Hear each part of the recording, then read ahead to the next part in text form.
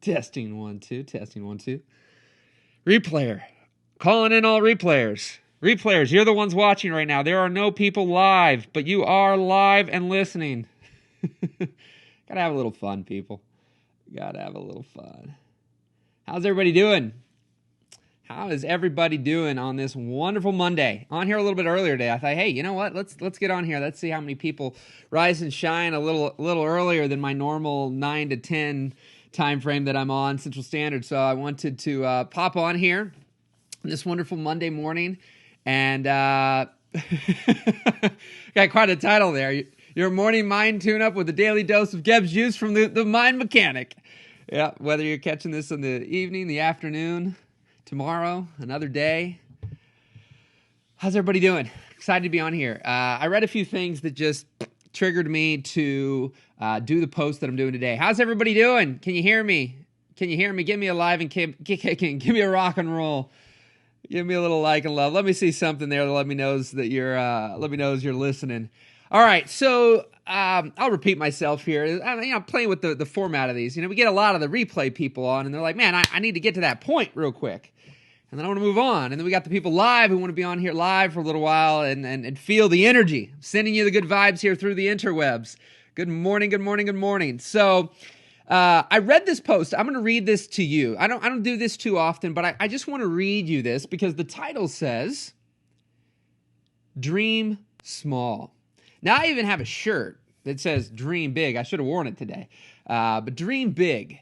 And, we've all heard or we've all said on some level at some point in time. Now, some people squash your dreams. I call them the dream squashers. But others, we've said dream big. We got to have these humongous dreams.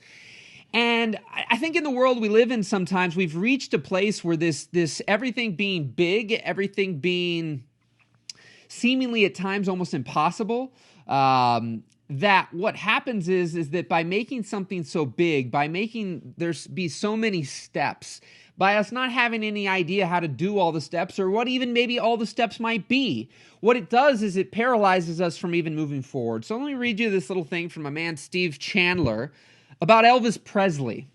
It says, my niece once wore a t-shirt that said, "Who died and made you Elvis?" Elvis, after my father, Elvis was my first true hero. Elvis Presley, king of rock and roll. He must have dreamed big, don't you think? Given his achievements in the world of entertainment and his legendary status for so long, I was sure he dreamed big all the way. Look at what he achieved. The title of his second album of Gold Records was 50 Million Elvis Fans Can't Be Wrong. Feeding my assumption that he dreamed big was his movie called Follow That Dream, in which he sang, "You've got to follow that dream, wherever that dream may lead." I assumed he meant follow that big dream, but when I study Elvis Presley's biographies and interviews, I find out that there was never a big dream. Never, in fact. It seemed like Elvis only dreamed small. He wanted to be a truck driver. And what was his musical dream? To make a recording for his mother. That was it. Not to sing for millions of fans, but just for his mother. That dream would cost him $4. That's how small it was. He paid his $4, went into a recording booth in Memphis, and sang one song to his mother. After they recorded him, they made him he could put this on his mother's turntable and play for her. A dream came true. A small dreams always seem to do. But there was something about that recording that the recording studio owner listened again and again. Something about that voice. Such an unusual combination of vulnerability and strength. There was innocence in it. But underneath there was a swagger too. The owner would play it for people and say, "Believe it or not, this guy's white." Months went by and Elvis was invited back into the studio and see what else he could do. He tried some more soft ballads with a couple of musicians, and it was okay, but not amazing. Then during a break, Elvis started fooling around with an up-tempo rhythm, and Elvis sang a wild and rockin' version of "That's All Right, Mama," and the studio owner came out of his chair. The rest is history. And yet no big dream was ever involved, just a willingness to sing from the heart. And though his initial dream was small, he became huge. And his story is just one of many that show us that even though big dreams are great and exciting, they're not necessary. You can go the other way too. You can shift your mind down to the smallest imaginable intention. And the reason this is worth realizing that so many people I've met become confused and feel inadequate when they come up with some kind of big dream to commit to and follow. Wouldn't it be good for them to know that it's not always necessary? So we can read into that many ways. Oh, he got lucky. Oh, right place, right time. And here's the thing that I believe is that maybe he was, I don't even know how old based on this. He could have been the age of who's on here right now, 21, 25, 26, 27. He could have been 18. But here's what I believe, and even what I'm doing right here. At the core of my why is to inspire, to encourage, to release the pain, the suffering, the frustration, the angst, the anxiety, the worry that people have. Now, at times throughout my life, I've held that hostage and I've held it back and I've been all rare and been this and that. But this stuff is freely available. And rather than right now, which some could argue the opposite of this, I could maybe have one person on and I could be speaking to one person, which invariably is what I do more or less all day, every day, is talk to one person. But with this, I just don't believe that. If I'm going to talk to one person, I'm going to talk to one person and I'm going to interact with them one-on-one. I'm not going to preach at one person and effectively not have them be able to interact, which none of you overall, short of some comments in Facebook, can really interact with me right now. So my goal on here after a decade of practicing this is not to put this to waste. This ability to communicate, this ability to inspire, this ability to say things in a different way that may just have you go, that makes sense. And so another thing I was reading this morning, getting some of my little morning inspiration in myself, is this story about people who run marathons and how when they get to certain places, they start getting delusional. I don't know if any of you are runners. Let me know if you're runners in the chat. Let me know if this is relating in the chat. Let me know if you've been on here before. Whatever hits and resonates, let me know in the comments. But that from all his runner friends, that there's times where they're so exhausted that the only thing they can do, and I've heard this before, is get to that next mile marker. To get to that next mile marker. To get to that next mile marker. So as you start up your week with a little daily dose of Geb's juice here and a little morning tune-up, think about that for a second. Are you the person who says, I just go work out, and thus you do? Or are you the person who says, to go work out, I just heard this yesterday. Well, they couldn't get to the gym for the last 3-4 months. We go through this thing. I don't have this, and I don't have that. And what do we do? And I've done this. I'm not saying I don't do it.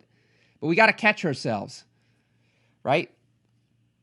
Well, the gyms were all closed. Oh, so I can't work out. Well, I can't make money. Well, I can't inspire people. Well, I can't talk to people. I can't do. This is, the 21st century? Most of you are on these little suckers right here. There's a little button that says live.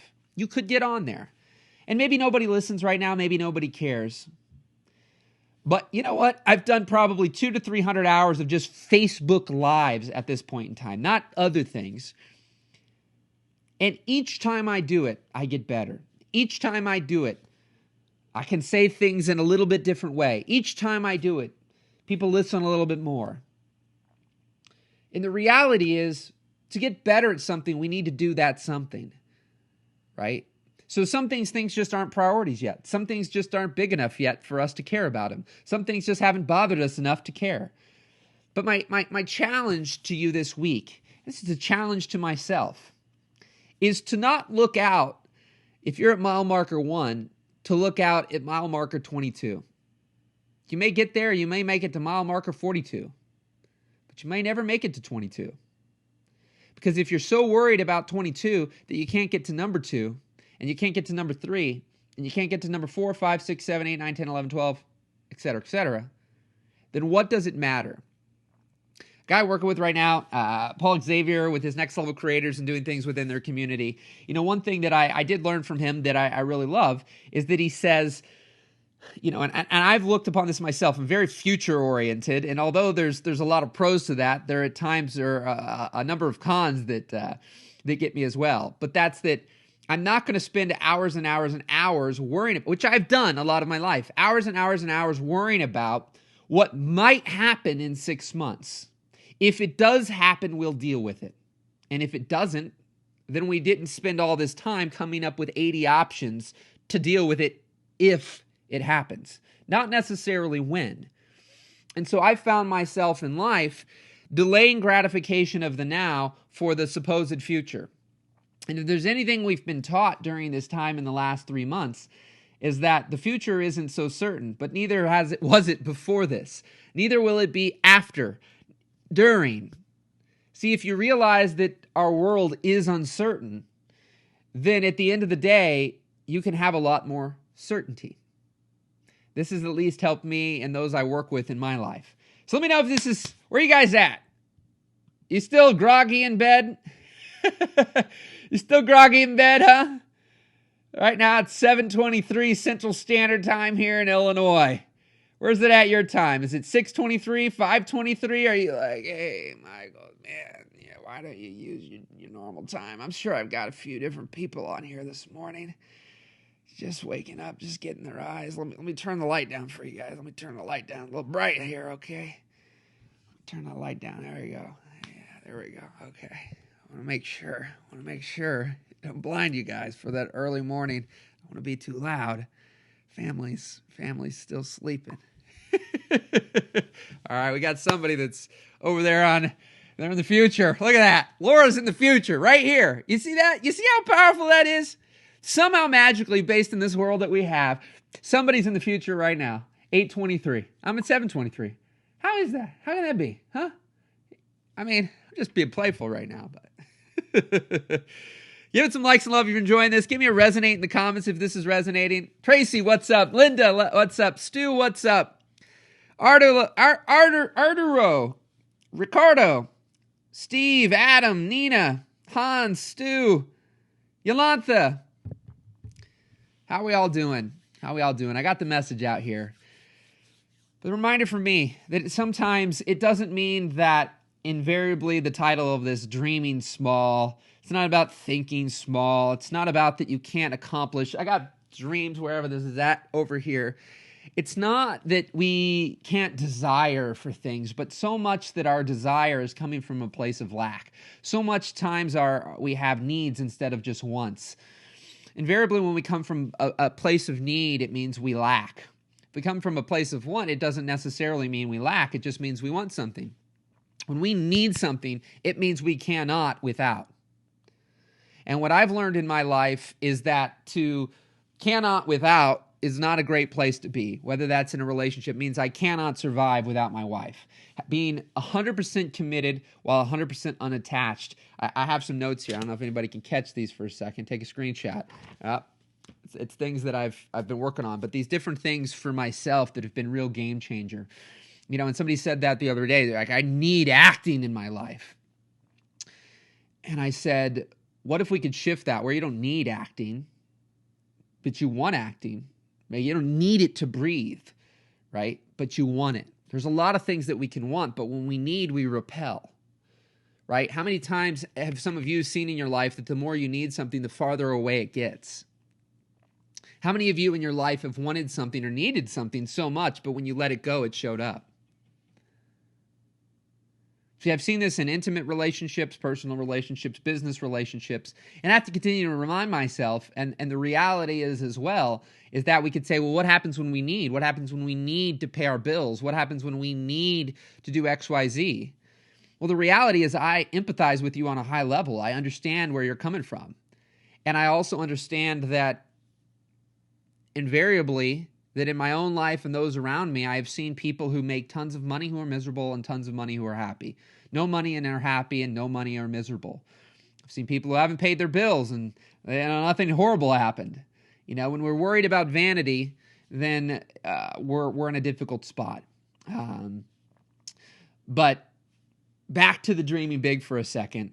Again, breaking that down for the week, keeping it simple, and just taking that next natural step. You know, I was with a gal last week that, I was asking her about her son. And I don't know if any of you have kids, and you can answer this question for me. But if any of you have kids and you, one, are either going through this phase or remember this, which is very simple. If you're enjoying this, give some likes and love, by the way. I love to go back and say hello.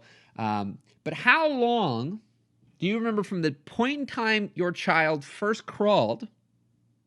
began to crawl, and then stood up and fell down, to when it didn't fall down anymore? Can any of you who have children, or even right now are in that phase where you're like, my baby's not quite standing yet, right? Tries a little bit, but falls down. Because at times we forget these things in life. That a baby, to the best of my knowledge at this point in time, short of technology changing this someday, there's certain steps we need to take. And I joke, and we get this with metaphors, but in life we're doing this because I've been saying a lot lately, what's your leak? Do you know what your leak is? I've gotten really good at finding people's leaks, because at times with relationships, careers, business advice, et cetera, they're buckets, and we just keep changing the bucket. We date someone new, filling the bucket up, it's good, it overflows, and now it's flooding everywhere. Let's change the bucket, change the relationship. Happens for a business, happens for a career, happens for whatever. Sometimes it works, sometimes that's fine, but a lot of times it's not working out. And if we just fix the leak, we wouldn't have to change out the relationship. We wouldn't have to change out the business. We wouldn't have to change out the business model. Now, at times you might still, but for very different reasons than your current, I have no idea why this is happening, right? And so at times we forget that a baby can't just be born and thrown in the front seat of a car and chauffeur you around. I don't know any babies thus far. I don't think I was one where I chauffeured my parents around when I was 6 months old, right? Like, hey, we just had a kid. We got a chauffeur now. Throw him in the front. Let's drive, right? It didn't happen. But in life at times, because of what we're able to see on the internet, for some who invariably, I believe at times are very optimistic, can see people succeeding and be very inspired. Whereas others who already have a pessimistic attitude upon themselves tend to look at things inside of Facebook groups or online at times when people are achieving certain things, especially when they're doing the same thing as someone else. And someone else, there was in a group I just said, he just literally got into the group probably a week ago, maybe 3 days. And he's like, man, I got my first client. And I know some are like, wow, that congratulations, go you. While others are like, what the F, right? I don't know, some kids are listening right now. Not afraid to say it, but what the hell? They're like, I've been in here for 3 months and didn't get a client. I've had access to this for a year and a half. And my core thing with my one-on-one coaching that I do on a regular basis is to figure out why, one, when you are comparing, which is not good in and of itself, but if you are comparing to someone else and you see that person, and rather than be inspired by it, you're actually have some negativity around it, that why have you had it for a year and a half or for 6 months and not had any success yet, but yet this person did in a few days? Let's get to the root. Let's get to the leak. Let's get to the figure out why that is. What is going on? What is happening? Because if we can get clarity around that, then what happens? Well, we no longer have to sit and look through life, because if we look through life through a lens of, negativity and pessimism and no hope, helpless, how much action, how much effort will you put towards, in an inspired way, towards what it is that you want to do, versus just throw your hands up and give up and go, well, that's just the way it is. That's just the way it is. How we doing? Likes and love. Little comment. Where we at? Orland reminds me of how we don't have to, we get to. And it's true. I think that for a lot of people, Laura, at times, though, the thing is if they're working on something that they really just have a difficult time finding joy. We can be grateful for anything. I believe gratitude does change us.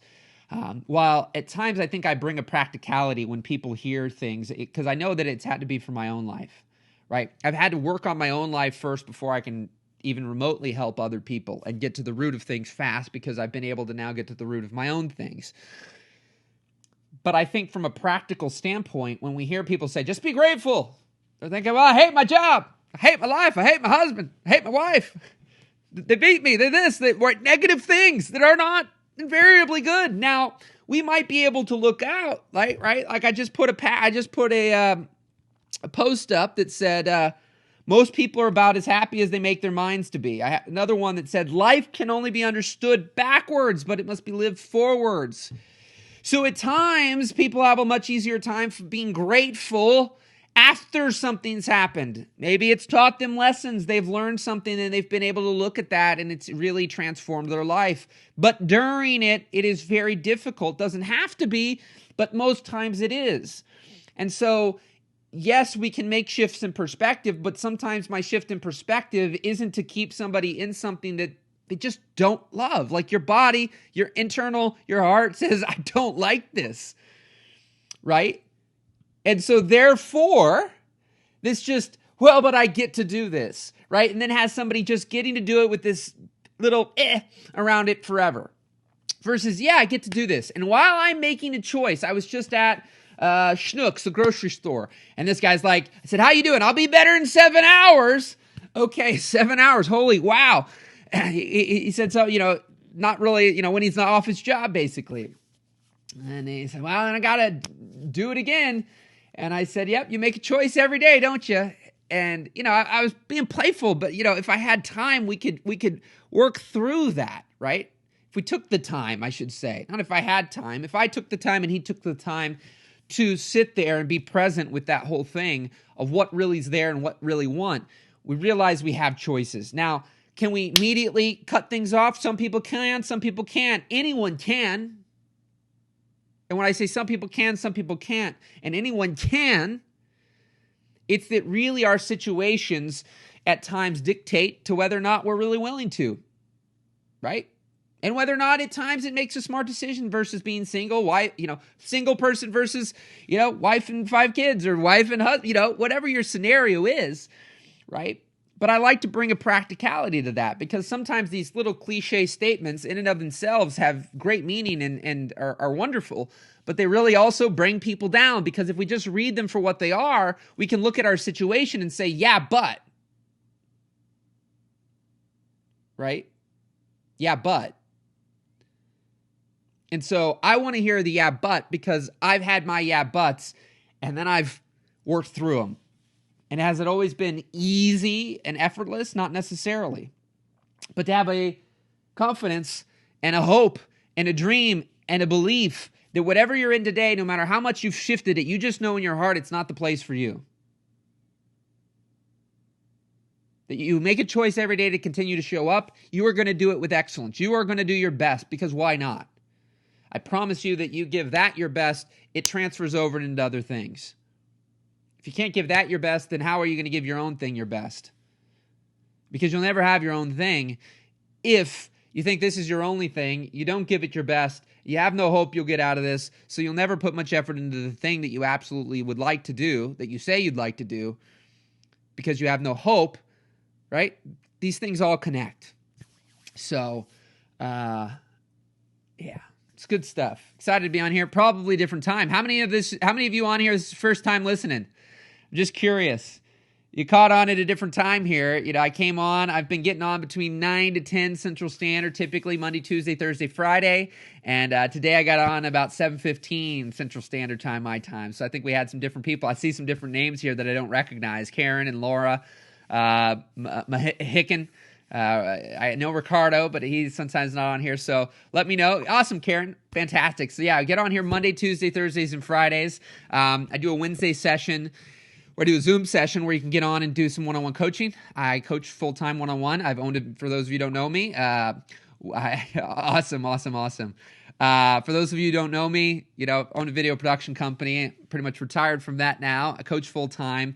I wrote a post not too long ago. I said, I don't coach because it's the easier thing to do, or I couldn't do video production. In fact, at the time switching over to coaching, I definitely was generating significantly more income in video production. I know how to make money in video, but much like I talk here, my heart wasn't there anymore.